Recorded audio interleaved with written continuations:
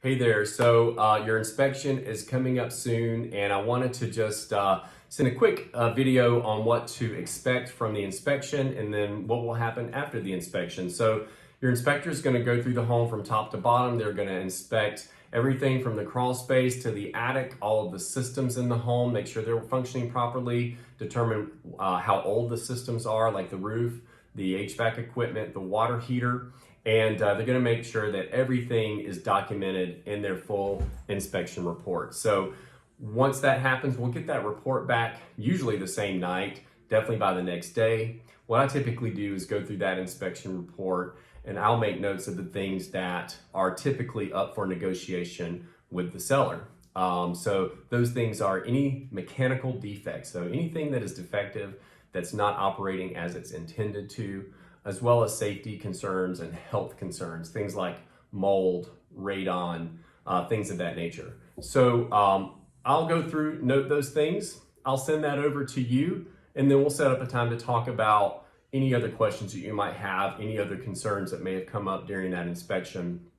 And then from there, we have an opportunity to ask the seller to make certain repairs, or you can ask for a monetary concession. So we normally, well, not normally, we always suggest and recommend that you attempt to negotiate a monetary concession with the seller. You certainly can ask them to make repairs themselves.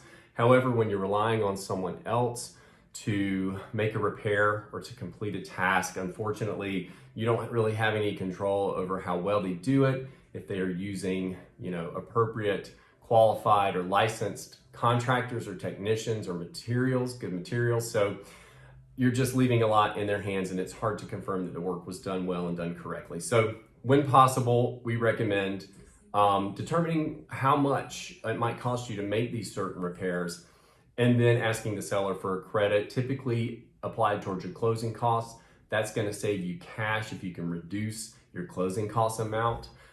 That's cash in your bank that you're not going to have to send at closing. A price reduction is also something that we can look at as well.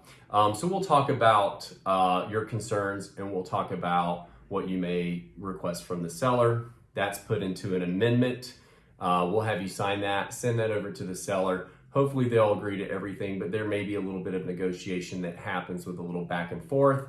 But we want to get all that wrapped up and make sure we come to agreement with the seller and what they're going to do for you by the end of your due diligence period.